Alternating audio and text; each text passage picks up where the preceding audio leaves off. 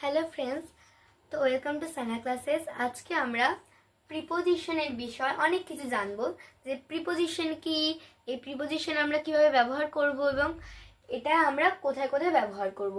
দেখো, preposition, pre কথার অর্থ কি নিশ্চয়ই সকলেই জানো।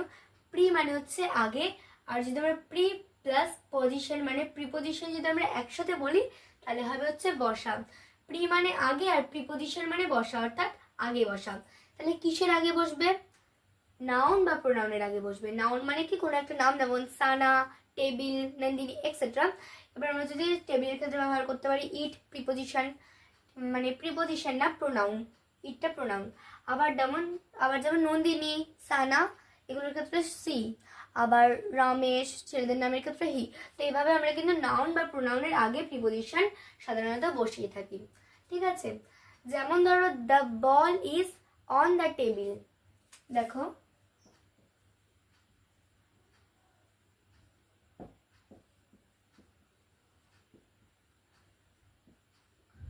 দেখো the ball is on the table. ঠিক আছে, তাহলে টেবিলটা কোথায় আছে সেটা কিন্তু আমরা জানি। টেবিলটা কিন্তু নিজের জায়গাতেই কিন্তু স্থির আছে, কিন্তু বলটা মানে নিজের জায়গাতেই কিন্তু রয়ে আছে, কিন্তু বলটা কোথায় আছে? বলটা তো কোনো একটা জিনিসের উপরে বা নিচে আছে। তো কোথায় আছে? বলটা টেবিলটার উপরে আছে। টেবিলটা টেবিলের জায়গাতে আছে, কিন্তু বলটা কার উপরে আছে? টেবিলের উপরে। তার মানে বলটা কিন্তু টেবিলটা কিন্তু এখানে নাউন হিসেবে বসছে। ঠিক আছে, তাহলে মনে রাখবে যে যখন নাউন নাউন বা প্রোনাউন, দাঁড়াও এক সেকেন্ড, নাউন হতে পারে আবার প্রোনাউনও হতে পারে। দেখো, নাউন হতে পারে আবার প্রোনাউনও হতে পারে। সবসময় মনে রাখবে যে এর আগে কিন্তু প্রিপোজিশন বসবে।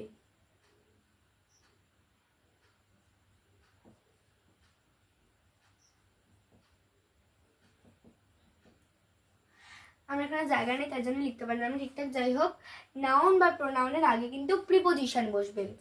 দেখো, নাউন বা প্রোনাউন মানে আমি শর্ট ভাবে লিখছি এন বা পি। ঠিক আছে, নাউন বা প্রোনাউন এর আগে কিন্তু প্রিপোজিশন বসবে। ঠিক আছে, পি মানে প্রি প্লাস এন বা পি। পি মানে হচ্ছে প্রিপোজিশন, এটা আমি যেহেতু জায়গা নেই জন্য শর্ট করে লিখলাম। পি মানে প্রিপোজিশন, প্লাস মানে এরপরে কি বসবে? এন বা পি, অর্থাৎ নাউন বা প্রোনাউন। প্রিপোজিশনের পর কিন্তু নাউন বা প্রোনাউনটা বসবে। তাহলে টেবিলটা এখানে কিন্তু নাউন বা প্রোনাউন হিসেবে কাজ করছে, এখানে টেবিলটা নাউন হিসেবে কাজ করছে, তো ওই জন্য নাউন। ঠিক আছে, নাউন বা প্রোনাউনের আগে প্রিপোজিশন মনে রাখবে। আর প্রিপোজিশনের আগে এই বলটা কোথায় ছিল? বলটা উপরে বান্ডারে। এবার দেখতে হবে যে কোন জিনিসটা কারোর উপরে আছে বা অ্যাবভ আছে। যেমন পাখিটা গাছের থেকে অনেক উঁচুতে উঠছে, তাহলে এখানে পাখিটা কিন্তু এখানে প্রিপোজিশনের আগে বসবে। ঠিক আছে, আর নাউন বা প্রোনাউন হবে ওই ট্রিটা, কারণ কি ট্রিটা তো নিজের জায়গায় আছে। যখন দেখবে কোনো কিছু কারোর নিচে আছে বা উপরে আছে, যাকে উদ্দেশ্য করে বলা হবে যে এই জিনিসটা এটার নিচে আছে বা এই জিনিসটাই উপরে আছে কোনো একটা জিনিসের, তো তখন কিন্তু ওটা প্রিপোজিশনের আগে বসবে সেই ওয়ার্ডটা। যেমন বলটা কিন্তু ওয়ার্ডটার আগে বসবে। এই বলটা দেখতে পাচ্ছ, বলটা কিন্তু এই প্রিপোজিশন বা প্রিপোজিশনে আগে বসবে, তারপর প্রিপোজিশন বসবে, আর তারপর নাউন বা প্রোনাউনটা বসবে। দেখো বল।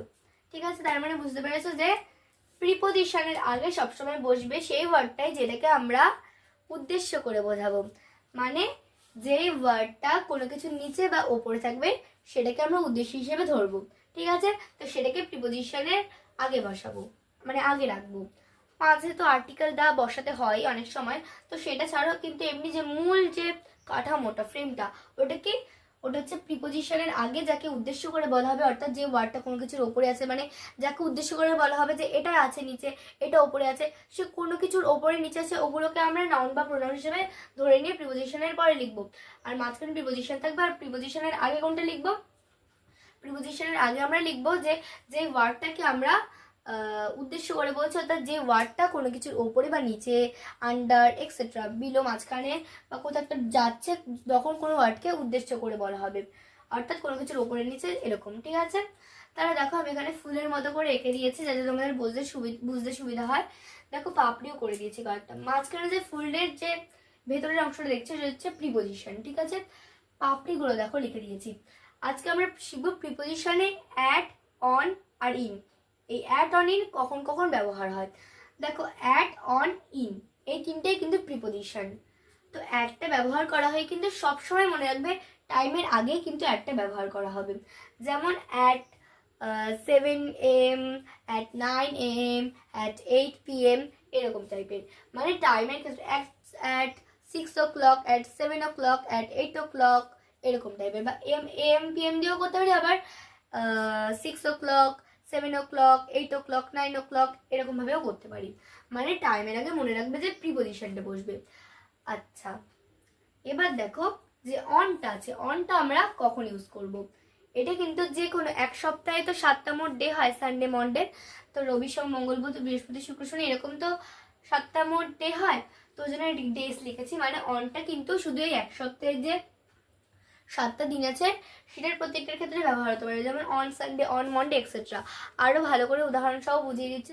দেখো, সানডেতে আমি একটা উদাহরণ দিচ্ছি। যেমন সানডের দিন কিন্তু আমরা সকলেই কিন্তু খুব খুশিতেই থাকি, কারণ কি আমাদের সেদিনকে স্কুল ছুটি থাকে। আমাদের সকলেরই পড়া, অনেকের পড়া থাকে হয়তো প্রাইভেট, কিন্তু স্কুল ছুটি থাকে, যার জন্য আমরা খুব খুশি হই।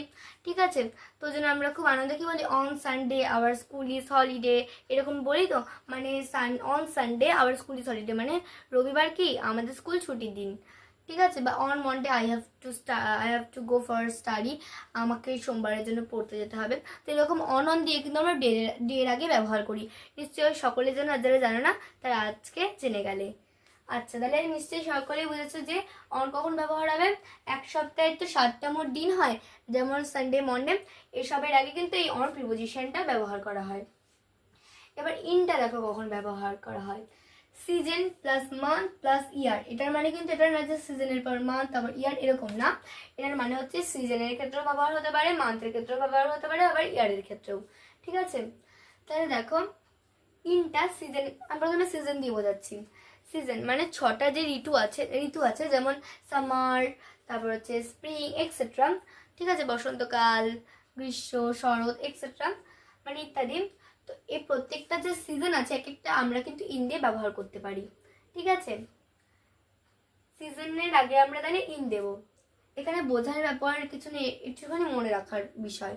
ঠিক আছে, তো সিজনের আগে আমাদের ইন দিতে হবে। ঠিক আছে, আর দেখো মান্থ আছে, যেটা মান্থ মানে হচ্ছে মাস। যেমন ইন 1 মান্থ আমরা বলি না, এক মাসের ভিতরে বা এক মাসের মধ্যে, ইন 1 মান্থ। আবার ধরো বললো যে এই 1 মাসের বা ধরো 6 মাসের মধ্যে আমার এই বার্ষিক পরীক্ষা চলে আসছে, তাহলে তখন আমরা কি বলবো যে the upcoming exam are coming in the 6 month. আমরা এরকম করে বলি না, ইন বলি না মান্থের আগে।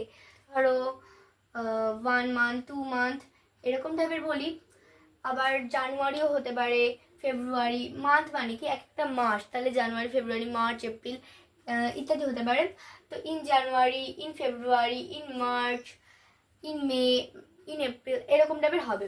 ঠিক আছে, আর ইয়ারটা দেখো, ইয়ার মানে কিন্তু আমরা এখন এটা কোন ইয়ারে পা দেবো এর পরের বছর, 2025, মানে 2025 বছরে।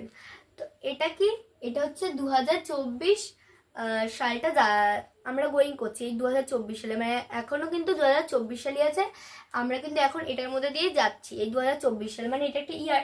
তো এই 2024 আগে কিন্তু এই ইন প্রিপোজিশনটা বসবে। তাহলে আশা করি সকলে বুঝেছো যে অ্যাড কখন বসে, অন কখন বসে, আর ইন কখন বসে। আমি আরো একবার ক্লিয়ার করে দিচ্ছি সবাইকে।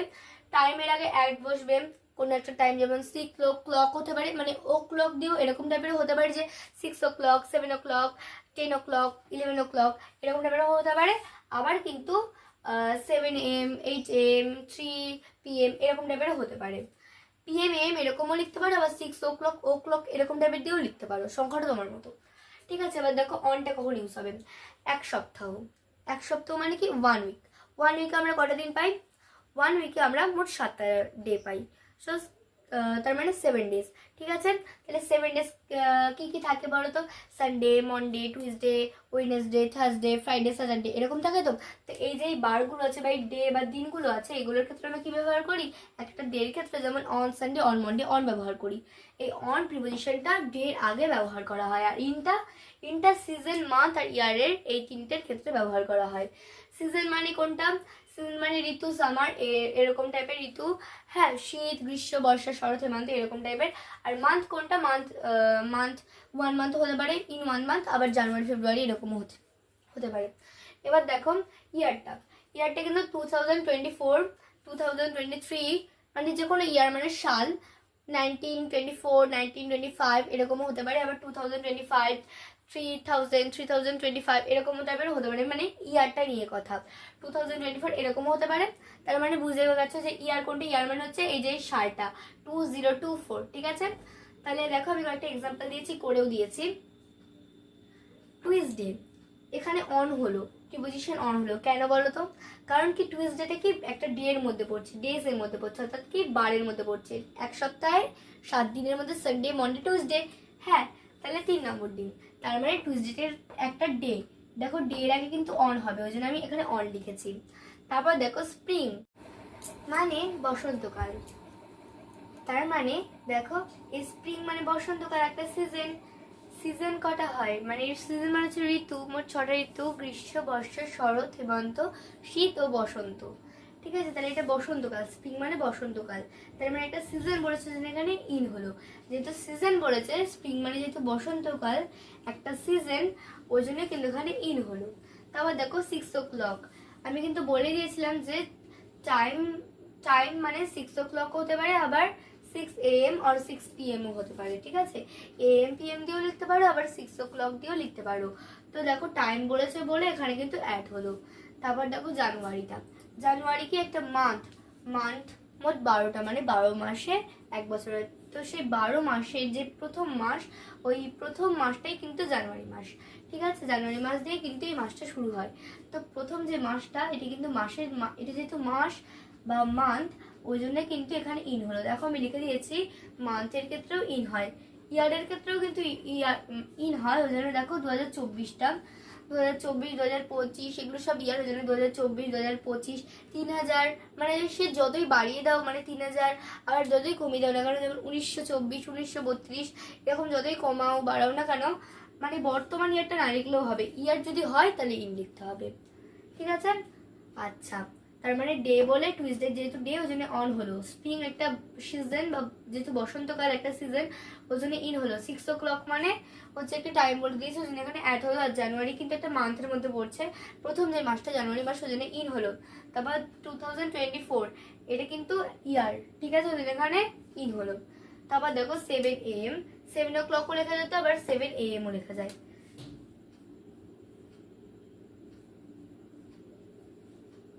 7 o'clock লিখলেও ঠিক, আবার 7 AM লিখলেও ঠিক, ঠিক আছে, রাইট, দুটোই রাইট। তাহলে দেখো দুটোই যেহেতু টাইম বলেছে, দুটোর ক্ষেত্রেই কিন্তু অ্যাড হবে, কোনোটাই কাটবে না। 7 PM ও লিখতে পারো, 7 AM ও লিখতে পারো, আবার 7 o'clock ও লিখতে পারো, তিনটের ক্ষেত্রেই কিন্তু অ্যাডই হবে। AM PM ও লেখা যায়, আবার 7 o'clock ও কিন্তু লেখা যায়, ঠিক আছে। আচ্ছা, এরপরে দেখো একটা এপ্রিল দিয়েছি আমি, এটা কি সিজন, মান্থ, নাকি ইয়ার, নাকি টাইম, নাকি ডে, এটা তোমরা বুঝে নিয়ে, এবং এখানে কোন প্রিপোজিশনটা হবে, এপ্রিলের আগে অ্যাড হবে, ইন হবে নাকি অন হবে, কোন প্রিপোজিশনটা হবে সেটা আমাকে কমেন্ট করে একবার জানিও। তাহলে আজকে আমাদের এই ভিডিওটা এই পর্যন্তই।